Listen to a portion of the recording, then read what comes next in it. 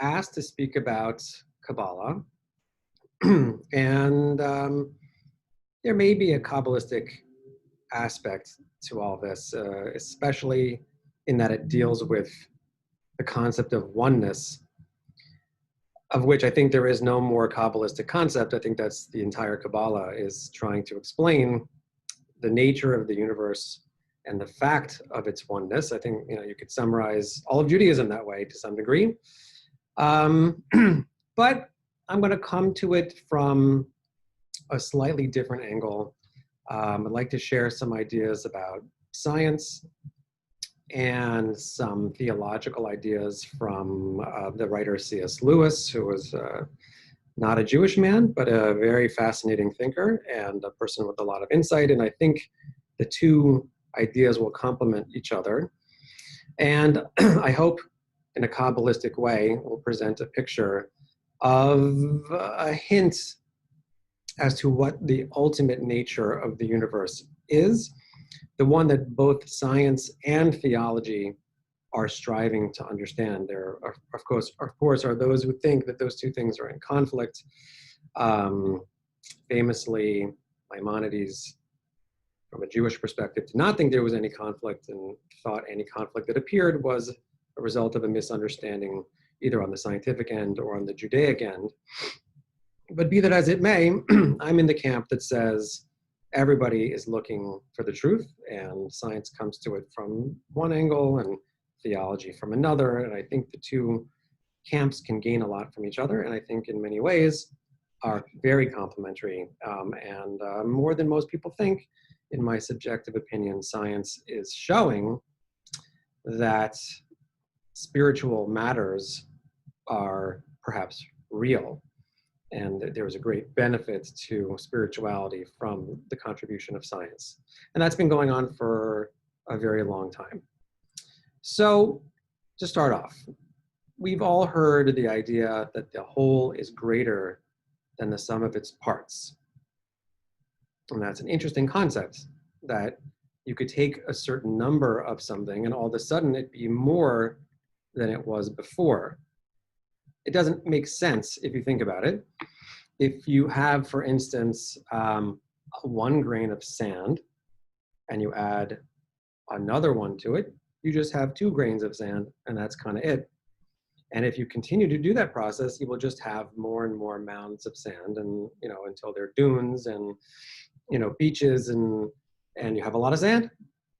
And that's true. Isn't it interesting, though, that you can take a cell, a human cell, for instance, and add another cell to it, and no one would say that those individual cells have consciousness. They may be very fascinating entities, and which they are, and there's a whole discussion that can be had scientifically and theologically exactly about how did this cell end up having the level of complexity that it does.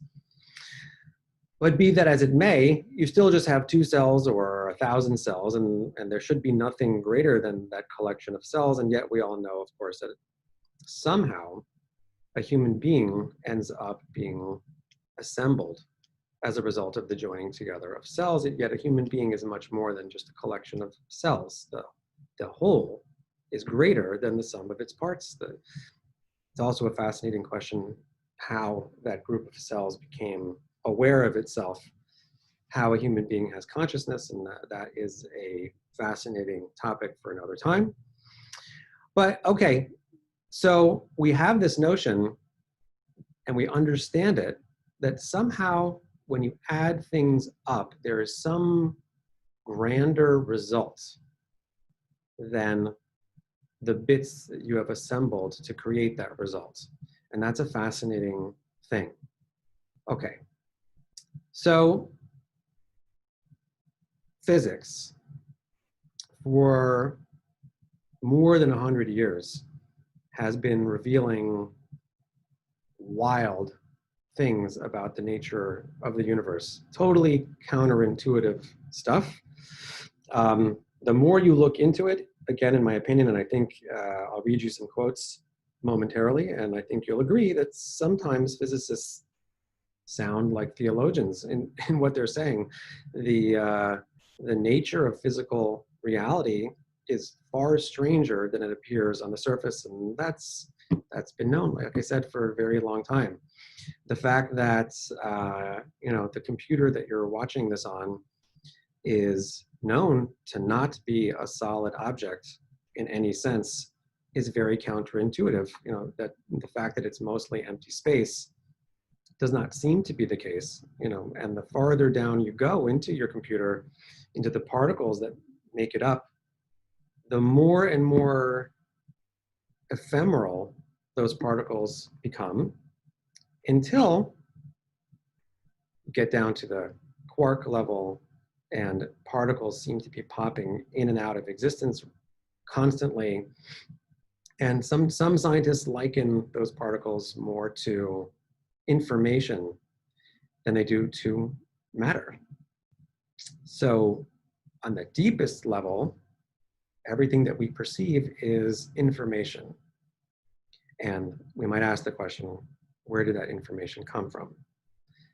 And that's an important question to ask. How is it just there? And one of the great thinkers of all time in physics, name was Werner Heisenberg. Perhaps you've heard of him.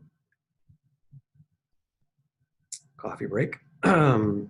So he famously formulated a concept known as Heisenberg's uncertainty principle.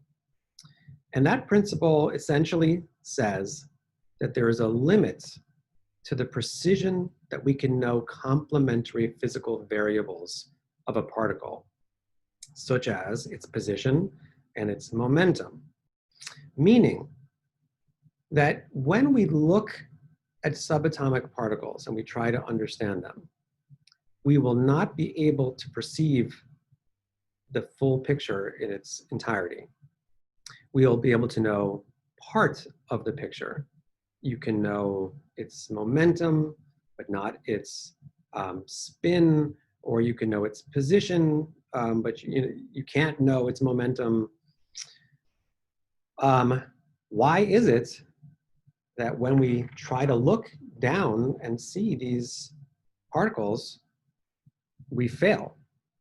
Why can't we understand them better? And there may be many physical reasons for that.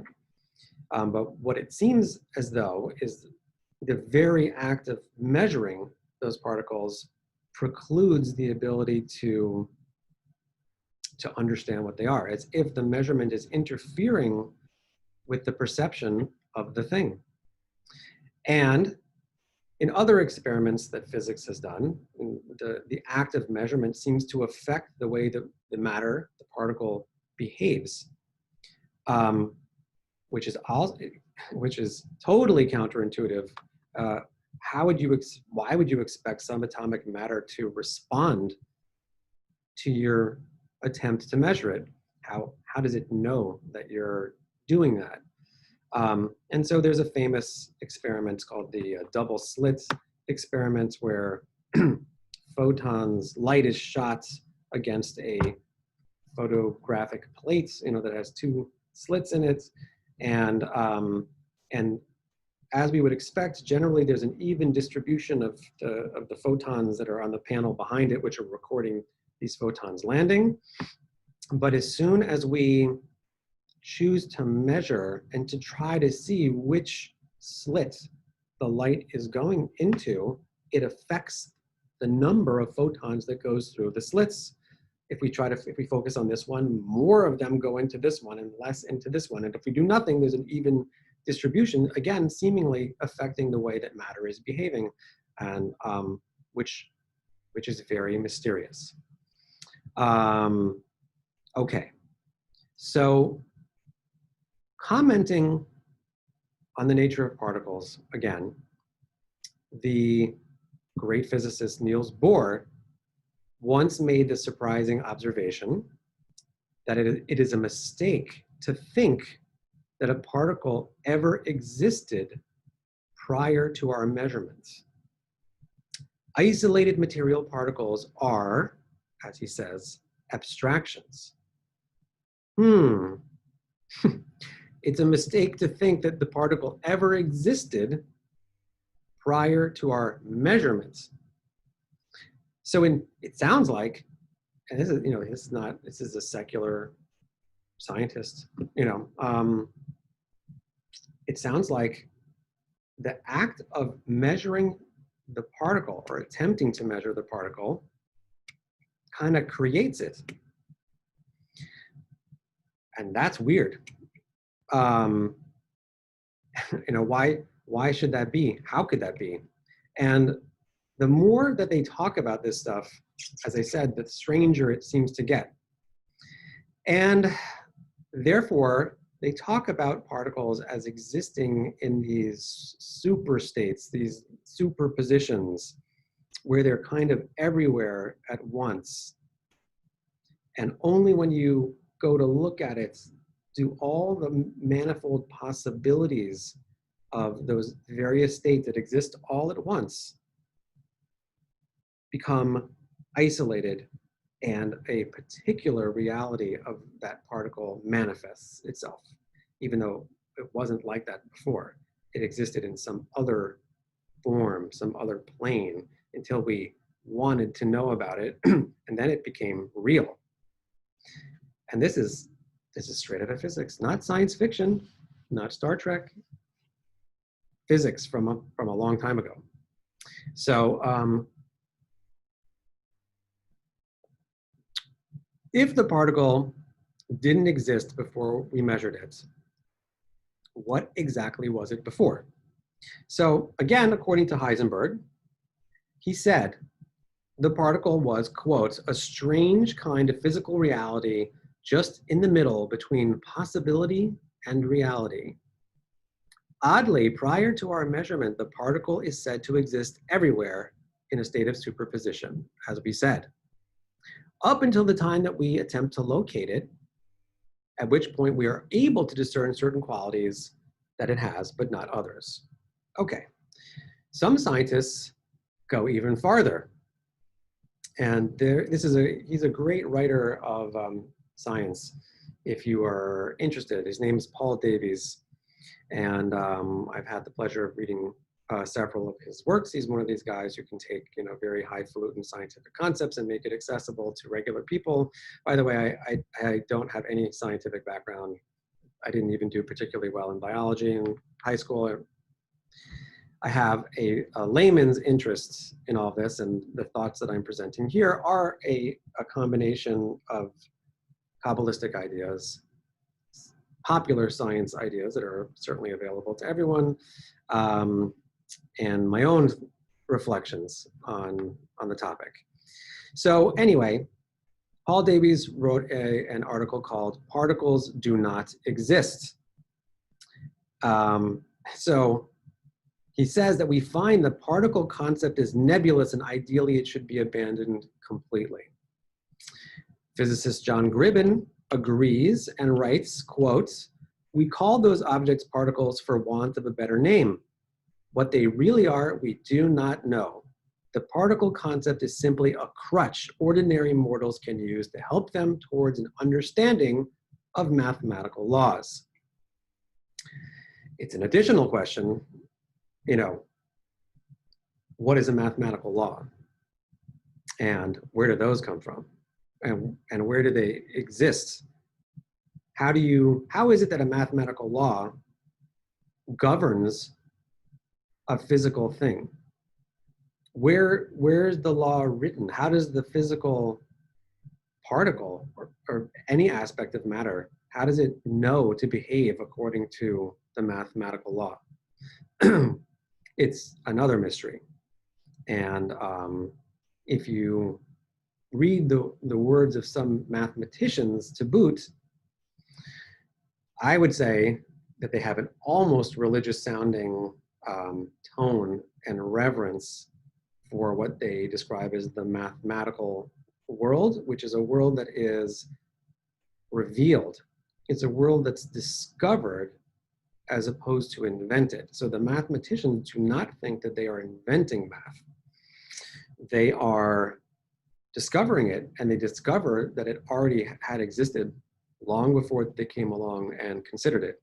So all this is part of the same direction, and is one of the, to me, is one of the most fascinating aspects of life, is that many, many things that we take for granted, from math to meaning to happiness to love to concepts of justice, and we're going to talk about this tomorrow night, by the way, a little bit more,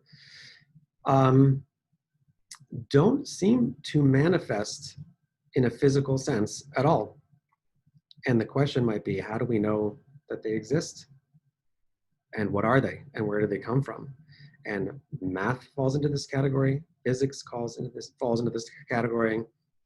And particle physics is especially fascinating because, as the great physicists say, they don't know what the heck particles are or where they come from, and they can't really measure them. Yet everything in reality, in material reality, is built from them. So isn't that interesting? So we don't know the most basic stuff about the most obvious aspect of life, which is our physical existence. And that's not to say that they're not working on a greater understanding or that they won't arrive at one, and that's not to devalue science in any regard. I have very high regard for scientists and scientific inquiry. So I hope that I'm not coming across that way. I'm just pointing, I think that they're doing us a great favor by pointing out a very unusual and contradictory facet of reality. And that helps us in some ways, and I'll try to explain a little more. Okay. So maybe it is that our inability to perceive particles is not due to the specific nature of the particle itself, which eludes measurements. Maybe it's because really what we're dealing with is a unified whole. The name of this talk, Heisenberg, the Tao, and the unbreakable one. Maybe that one cannot be broken down.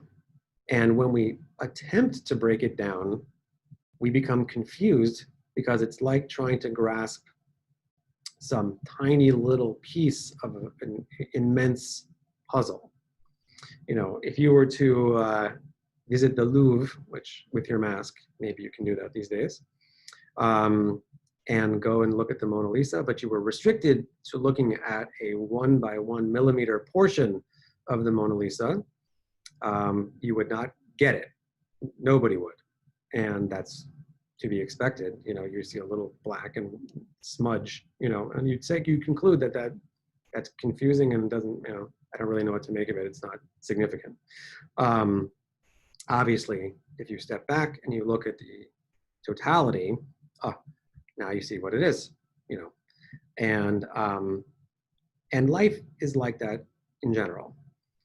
We are doing our best with fragmentary evidence, limited powers of perception, limited brain capacity, and we're trying to piece together an understanding of what life is about. And I like to think that science and theology and philosophy are partners in that endeavor, and they are working together. Of course, we know that oftentimes they perceive each other as being at odds with each other. I mentioned that before. I think that's unfortunate, and I also think it's false. I think each has a lot to teach the other. And okay, so this concept of trying to isolate a piece of a whole and making sense of it and failing to do that has ramifications, not just in physics, but I think in ethics and morality as well. And that's where C.S. Lewis comes in. He wrote a fascinating book called The Abolition of Man. And he wrote about what he described as a comprehensive morality. And he referred to that morality as the Tao, or Tao, which is an Eastern term, and he was Christian theologian, so I'm not precisely sure why he decided to call it that, but he did. And basically this Tao, I'll pronounce it like that, is morality.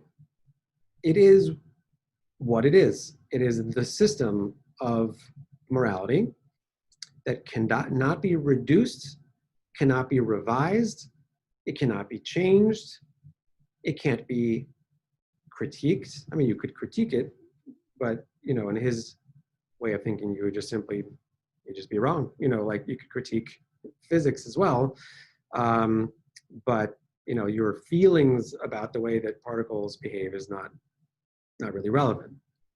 So too, in his way of thinking, this system of morality simply exists, and to try to isolate parts of it in the same way that we try to isolate particles and try to make sense of what they are and fail in doing that, so too we will fail in discerning what is good and what is not good, what is moral and what is immoral, by trying to cherry pick the quote unquote parts that we like and the parts that we don't like.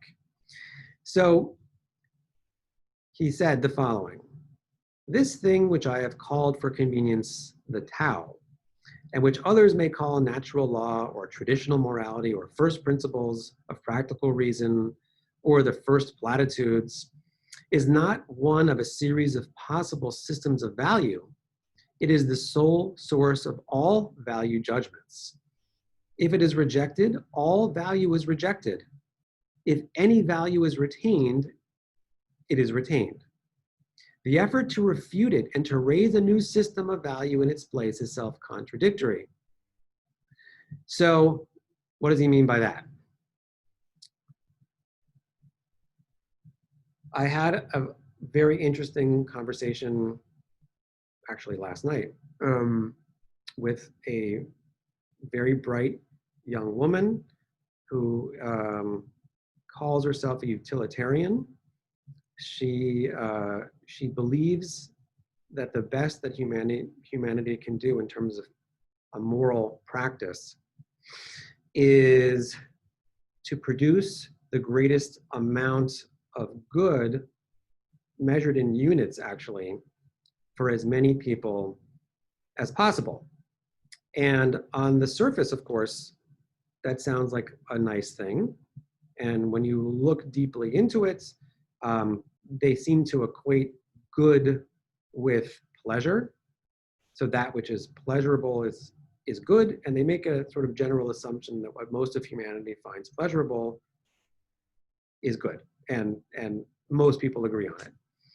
I did point out that there are some cultures and some people who get a kind of pleasure for doing things that we would call bad.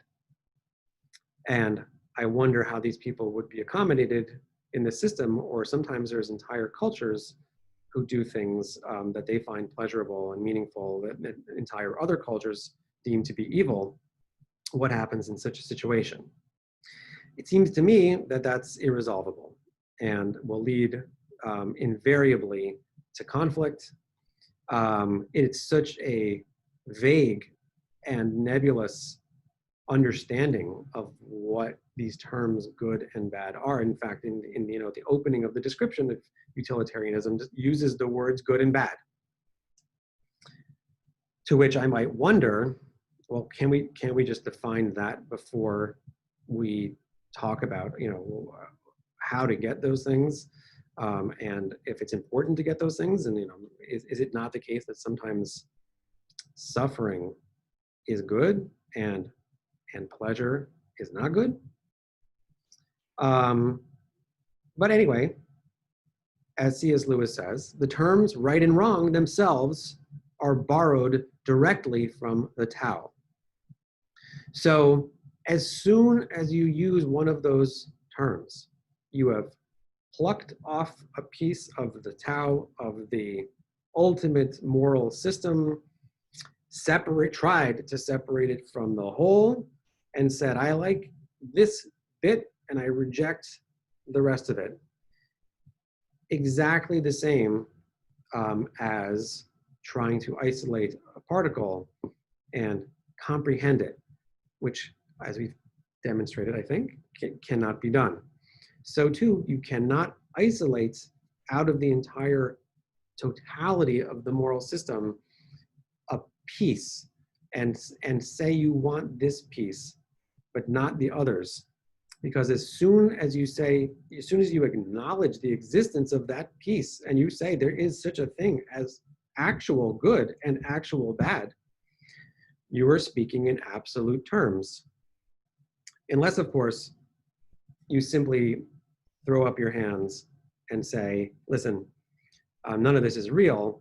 We've just simply agreed to use these terms, good and bad. They don't have any actual meaning. We're playing a game. We made this up and we may change it in the future. And this is the best we can do for right now. There isn't actually any right and wrong.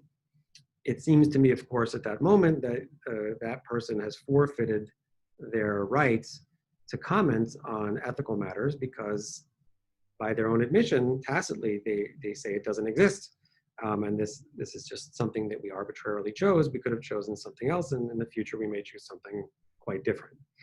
So again, once you wrest away the concept of good and bad and use it divorced from its original context, which is a transcendent context, an absolute context, we're no longer dealing with morality. So he goes on to say, there has never been and never will be a radically new judgment of value in the history of the world. What purport to be new systems, or as they now call them, ideologies, all consist of fragments from the Tao itself, arbitrarily wrenched from their context in the whole, and then swollen to madness in their isolation, yet still owing to the Tao and to it alone such vitality as they possess.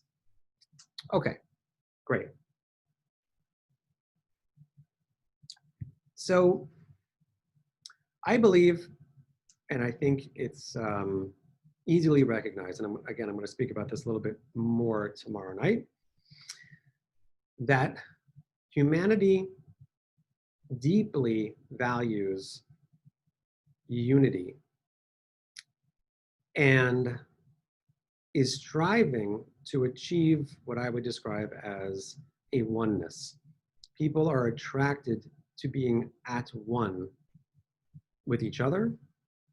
This is the reason that I believe an organization like the UN exists, even though it's a highly flawed manifestation of this.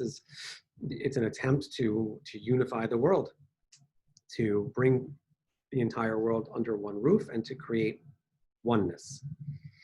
Their science is searching for something called the unified field theory. Right now, there are 4 fundamental forces of nature. Einstein and others simply assume that at the lowest point, all 4 of those fundamental forces can be merged, or they all spring from one force, which, by the way, I agree with. I might label that force God, is the force behind the forces. Science has not yet come to that conclusion, although they may. And what greater expression is there, certainly from a Kabbalistic perspective, from a Judaic perspective? The national anthem of the Jewish people is the Shema. And the Shema is a declaration of the ultimate unity of existence. It's not simply, as some people think, a declaration that we believe in one God as opposed to 2 or more. It is a declaration about reality itself, which is that there is oneness, that this world is a unified whole, not just this world, reality itself. And for a very Kabbalistic idea, the 4-letter proper name of God in Judaism, which is not meant to be pronounced, is spelled Yud-He Vav-He, comes from a root meaning to be, and is an interesting interesting word that seems to comprise the words was, is, and will be simultaneously, indicating that God, who in the Jewish conception, of course, is infinite, is the totality of existence and the platform in which and by which everything occurs. Being itself. And that works very well with what we're discussing. If it is the case that God is an ultimate unity, which I believe can be demonstrated philosophically, and I, for the third time, believe that science is pointing us in that direction, and other things pointing us in that direction as well. And hopefully someday the world will come to the conclusion that this is the case, and I think that people will get along much better when they do. There's a lot of corollaries to this concept and a lot of implications for human behavior, for morality, for spirituality, and for understanding life in its ultimate proper contexts, if that's possible.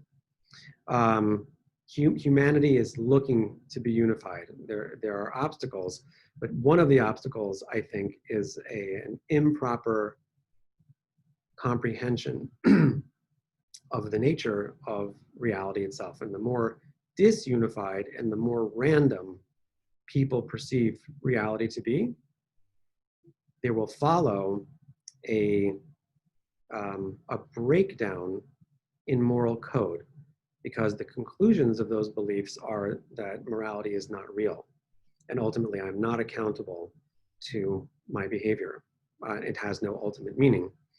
The corollary to a belief in the ultimate unity of reality, which some people call God, is that there is an abstract transcendent morality that is absolute, that C.S. Lewis calls the Tao, that cannot be broken down, that cannot be changed.